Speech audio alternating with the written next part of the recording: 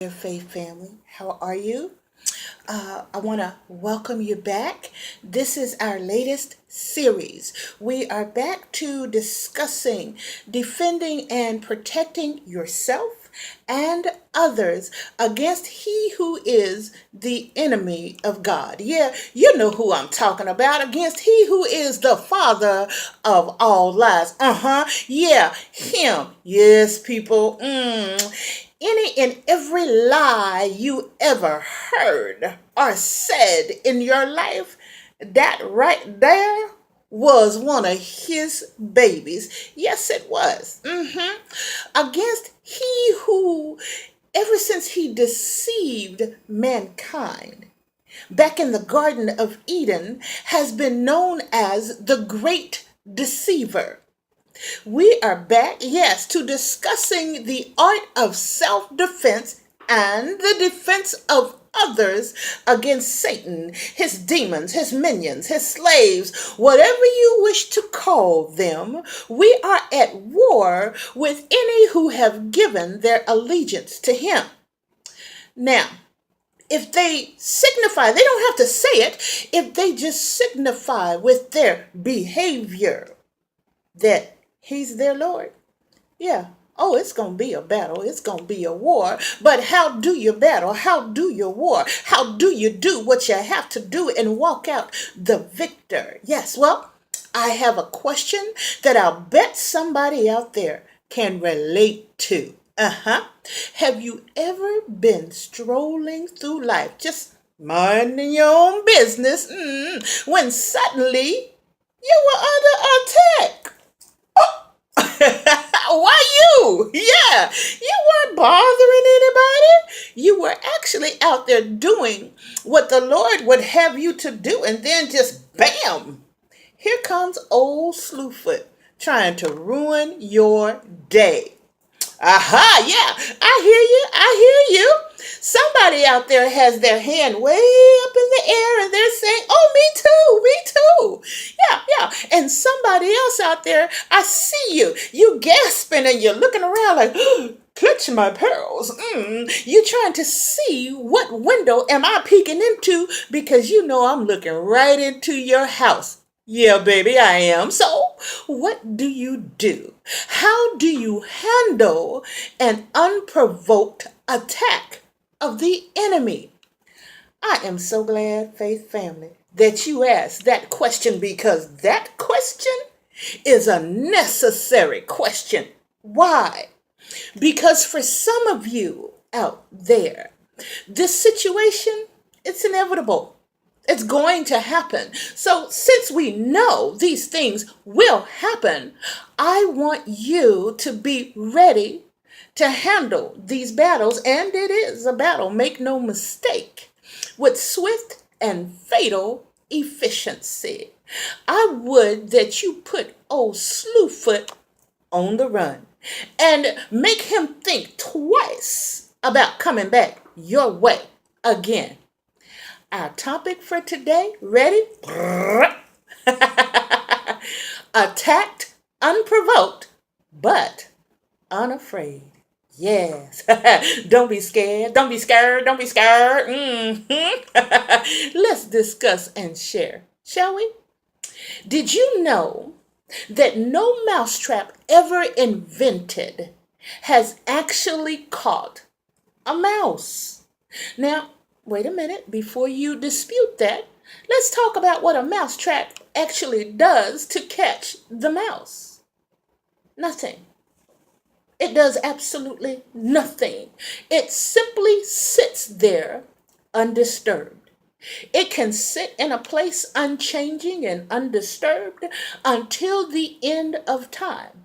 As long as it is undisturbed, as long as it remains untouched, that's the key, untouched, it is no threat to anyone. It is only by changing the makeup of the trap that you change the function of the trap. So in reality, what catches the mouse is actually the mouse itself.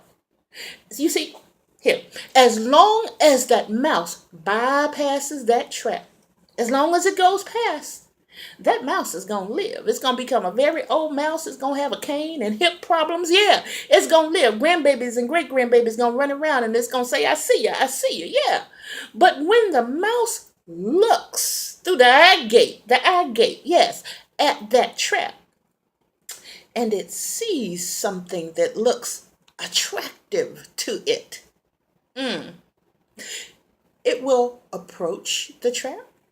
It'll check it out, look at it. And it sees that the only way to get to the thing that it wants is to stick its head in the trap. Now, keep in mind that that thing is inside of the trap. So the mouse has to see the trap first before it can see the thing within the trap. The trap comes into the line of vision first.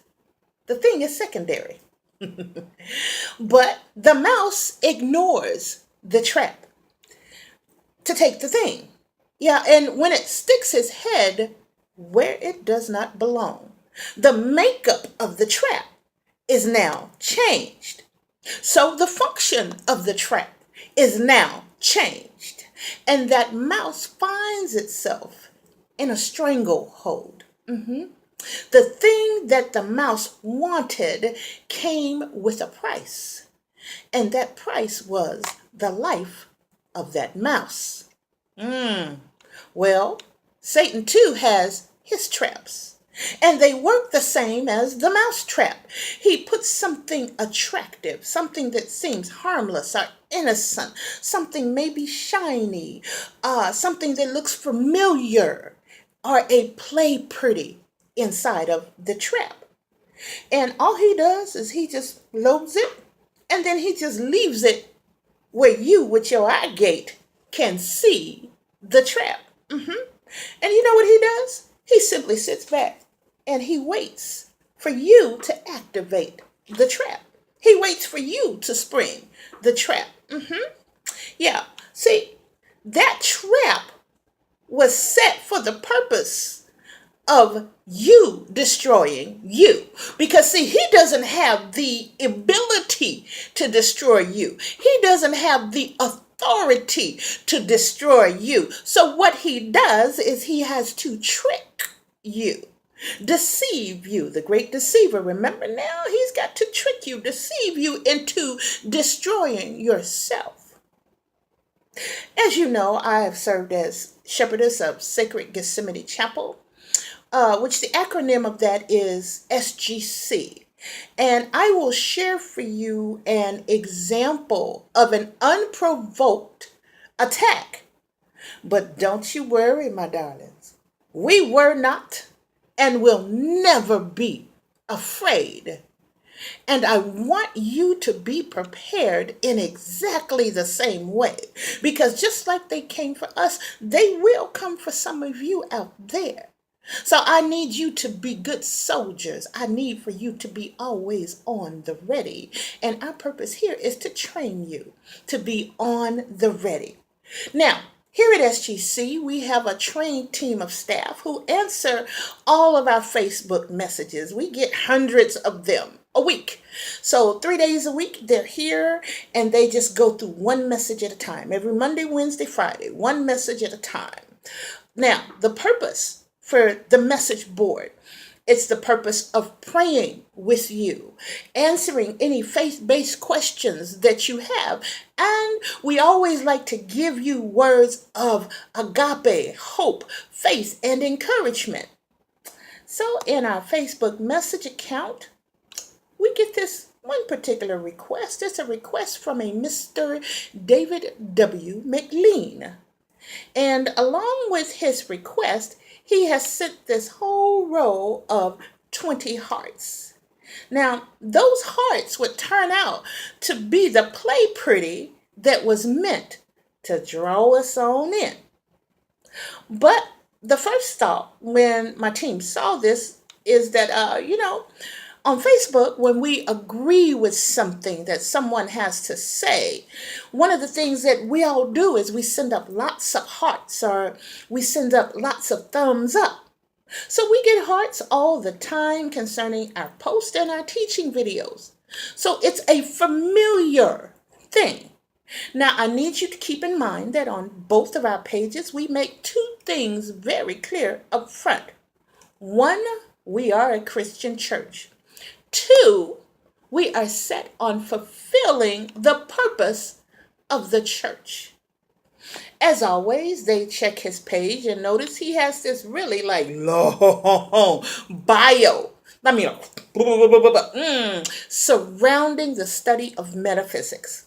Now, metaphysics is the study of the fundamental nature of reality and being.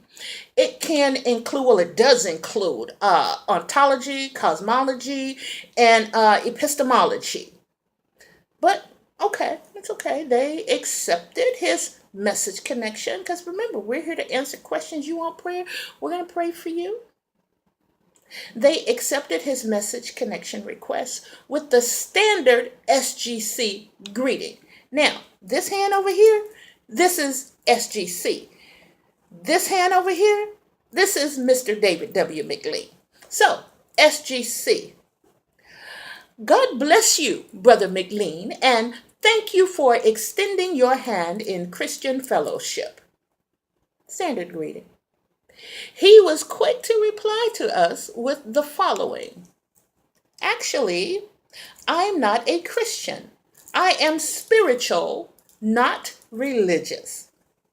Okay, it's okay. We get that statement a lot.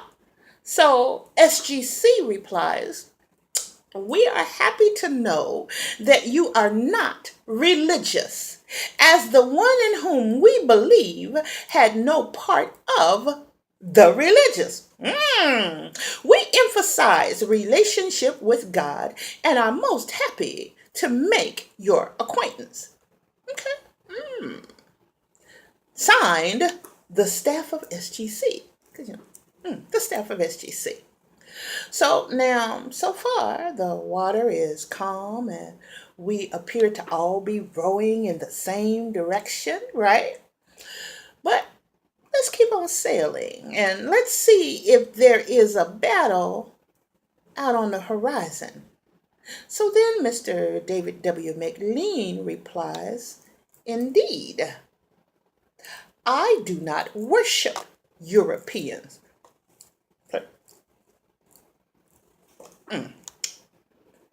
I am a scholar of esoteric metaphysics and ancient etymology.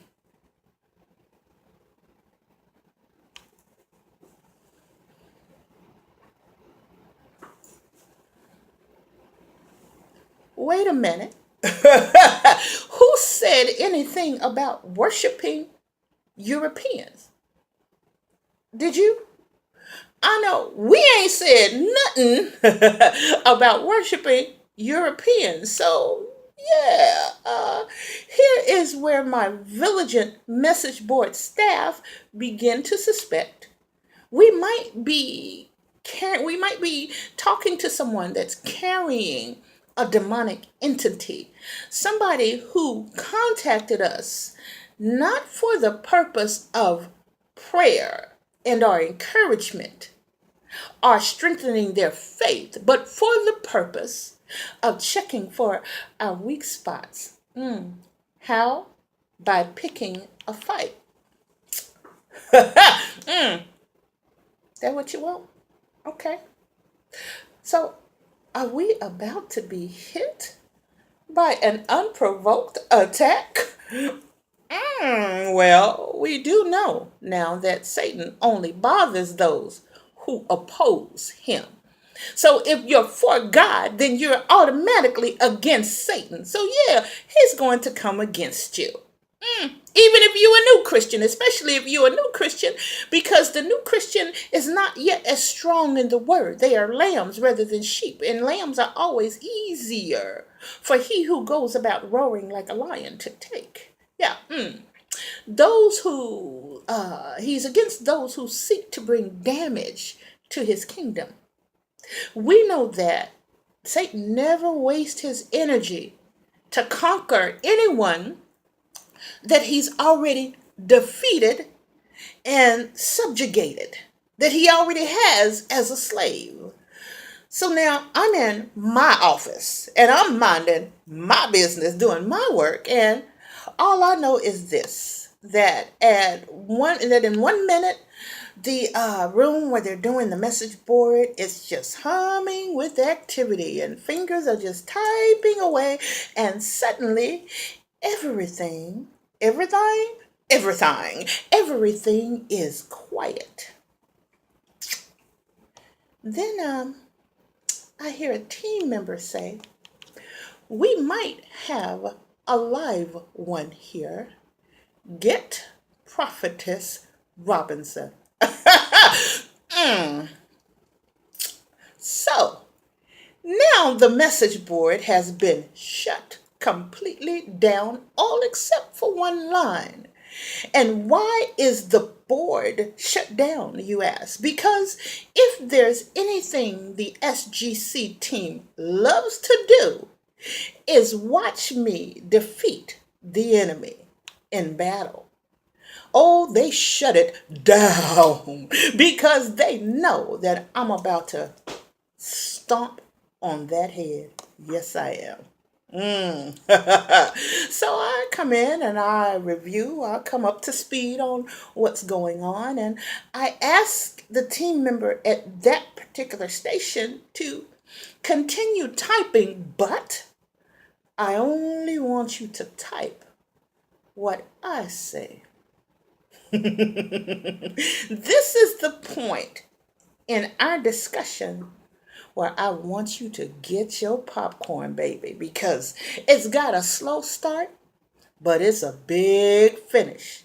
So, though this person continues to type, I want you to remember that I am now the one who is responding. So, SGC says, "Then, sir, we have even more in common. The one we follow was born on the continent of Africa." Remember, he accused us of worshiping Europeans.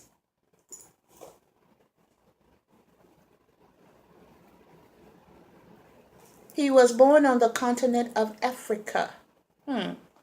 He never asked that we worship him. He only prayed that we would follow him. Send.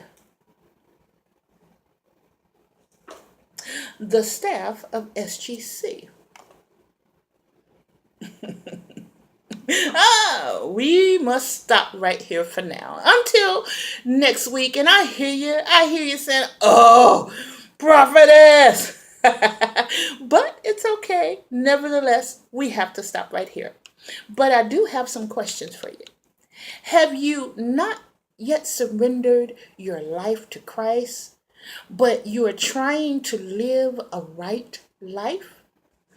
But every time you turn around, you seem to be under attack and you don't understand why all these things are coming against you. I want you to message me at Sacred Gethsemane Chapel Worship Center. Not only will I explain what's happening, but I will also give to you the only assured solution for your dilemma. Next group. Are you a Christian who's trying to grow themselves into a position of increased authority and our overflow? But every time you move forward, something is always pushing you back, pushing you back. Okay, it's all right. Message me. We here at SGC will stand with you, rank and file. Yes. Shields on the ready, swords mortally sharp. We'll fight alongside you until we break through that veil of resistance. My next group. If you are a virtual warrior who has yet to find a local battle ready battalion, I want you to message me. Join our online fighting forces, those forces who give us the honor of providing them with a touchstone. until they can find a local congregation of men and women of God's army. We have teaching videos for you on YouTube.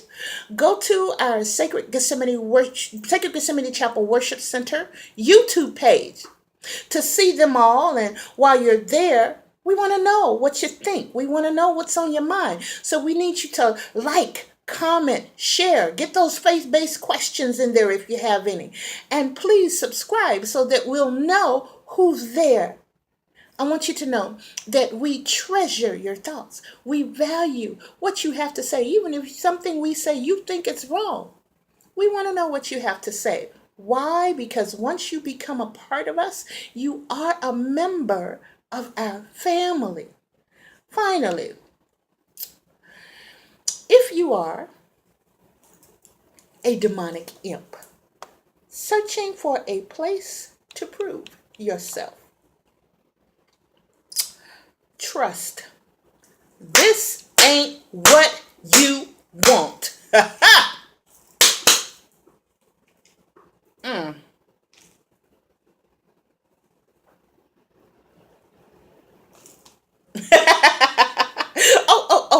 Okay. I almost forgot. Since this particular imp felt that titles are what make one credible, for this series, you know what I'm going to do for the first time? I'm going to actually use all my titles. So, loving you to new life. This is Bishop nominee Dr. C.R. Robinson, Prophet of the Most High God, confirmed. Ph.D., earned, not gifted. Ph.D., earned, not gifted.